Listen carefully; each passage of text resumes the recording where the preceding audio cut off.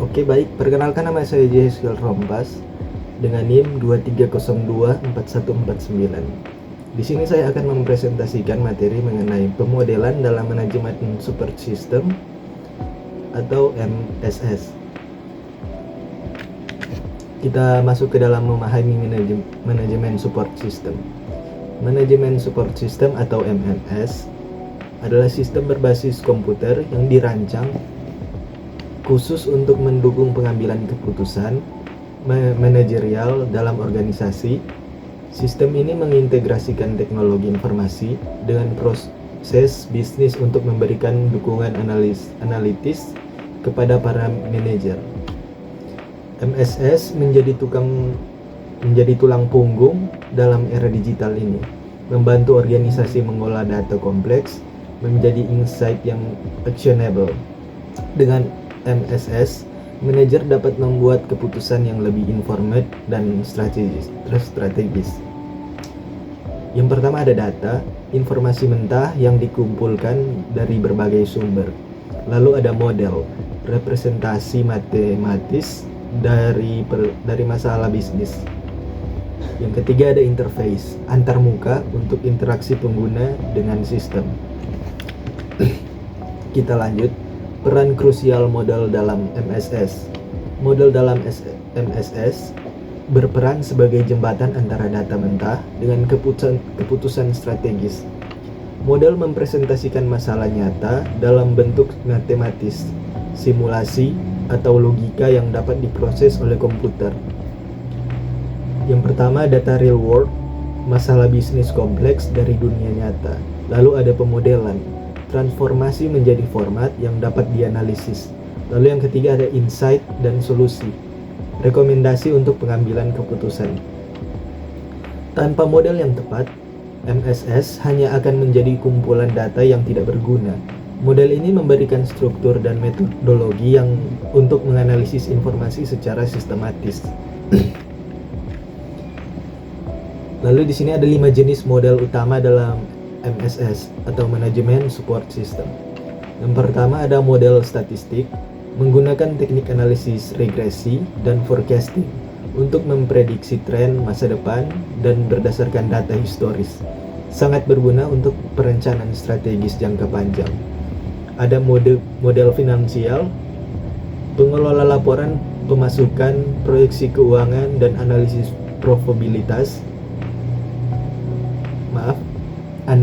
profitabilitas, membantu manajer memahami kesehatan finansial perusahaan secara real time. Lalu ada model optimasi, pengguna linear programming atau LP untuk mengalokasikan sumber daya terbatas secara optimal, memaksimalkan efisiensi operasional perusahaan. Ada juga model simulasi, memungkinkan eksperimen skenario atau bisa disebut what if, untuk menguji berbagai kemungkinan tanpa risiko implementasi langsung di dunia nyata. Dan yang terakhir ada model heuristik, menerapkan rule of thumb untuk memberikan solusi yang cepat, yang cukup baik ketika solusi optimal sulit dicapai dalam waktu terbatas. Klasifikasi model berdasarkan dimensi waktu. Model statis memberikan snapshot pada satu titik waktu tertentu, seperti laporan triwulan atau analisis posisi keuangan saat ini. Cocok untuk evaluasi kondisi exciting. Ada laporan keuangan bulanan, analisis inventory saat ini, dan performance review tahunan. Lalu ada model dinamis, mengevaluasi tren dan perubahan dalam jangka waktu panjang, seperti proyeksi laba 5 tahun ke depan, mempertimbangkan faktor waktu yang sebagai variabel. Contohnya ada forecasting penjualan 3 tahun, ada proyeksi pertumbuhan market, ada analisis tren konsumen.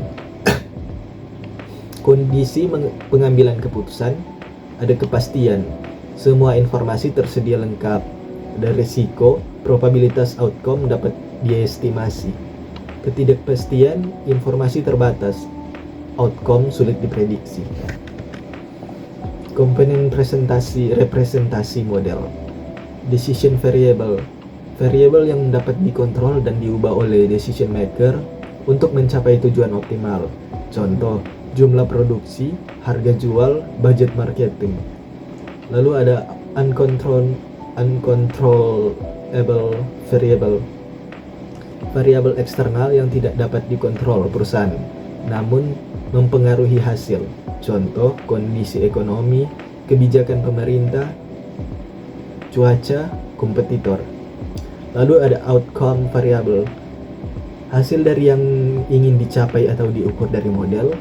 Contoh, profit, market share, customer satisfaction, juga operational efficiency.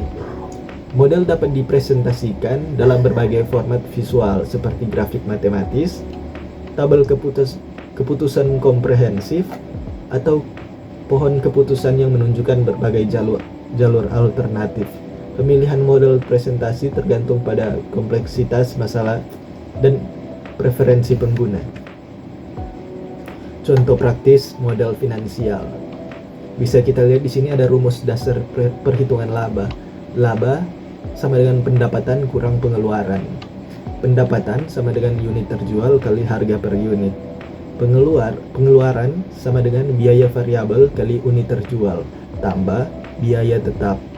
Model finansial ini menunjukkan bagaimana berbagai faktor bisnis saling berinteraksi mempengaruhi profitabilitas perusahaan. Manajer dapat melakukan simulasi dengan mengubah variabel untuk melihat dampak terhadap laba. Ya, di sini bisa lihat pengaruh iklan. Yang pertama ada pengaruh iklan, meningkatkan awareness dan demand, berpotensi meningkatkan unit terjual. Terus ada strategi harga. Harga tinggi sama dengan margin besar tetapi volume kecil. Harga rendah sama dengan sebaliknya. Lalu yang terakhir ada efisiensi biaya, optimasi biaya operasional dan overhead untuk meningkatkan profitabilitas.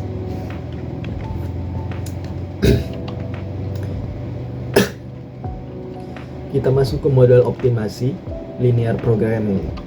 Linear programming adalah teknik optimasi matematika untuk mengalokasikan sumber daya terbatas seperti tenaga kerja, modal, dan mesin secara optimal. Model ini sangat berguna ketika perusahaan menghadapi keterbatasan resource, namun ingin memaksimalkan output. Yang pertama ada decision variable, variabel keputusan yang nilainya akan ditentukan untuk mencapai tujuan optimal. Lalu ada objective function, fungsi tujuan yang ingin dimaksimalkan atau profit, atau dinamakan cost. Yang terakhir ada constraint, batasan-batasan pengguna sumber daya yang harus dipatuhi dalam solusi. Contoh kasus, blending problem dalam industri CAD. Bagaimana mencampurkan bahan baku dengan biaya minimum, namun tetap memenuhi standar kualitas yang ditetapkan. Model simulasi meniru realitas bisnis. Karakteristik utama meniru sistem real world dengan akurat, menjawab pertanyaan what if kompleks. Cocok untuk masalah yang sulit dioptimasi. Keunggulan model, fleksibilitas tinggi dalam skenario hasil realitas dan komprehensif, visual yang mudah dipahami. Model simulasi adalah representasi digital ya, dari sistem dunia nyata yang memungkinkan manajer melakukan eksperimen tanpa risiko implementasi. Namun, model simulasi juga memiliki keterbatasan. Prosesnya tidak menjamin solusi optimal, dapat memakan biaya dan waktu yang considerable, serta memerlukan expertise khusus dalam pembuatan model yang akurat. Manfaat dan kesimpulan pemodelan dalam manajemen support system. Yang pertama, percepatan keputusan. Waktu pengambilan keputusan berkurang signifikan dengan model yang tepat. Lalu ada pengurangan resiko. Model membantu mengidentifikasi dan memitigasi resiko bisnis. Lalu ketiga ada kualitas keputusan. Keputusan berbasis data lebih akurat dibanding intuisi semata. Jadi, Model merupakan komponen inti dalam manajemen support system yang mentransformasi data menjadi insight, actionable, dengan 5 jenis model utama: statistik, finansial, optimasi, simulasi, dan heuristik. Manajer dapat menghadapi berbagai kondisi, keputusan dari kepastian hingga ketidakpastian.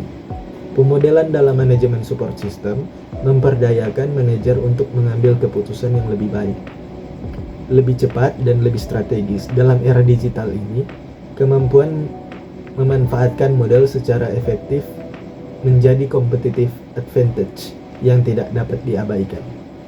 Sekian presentasi dari saya. Terima kasih.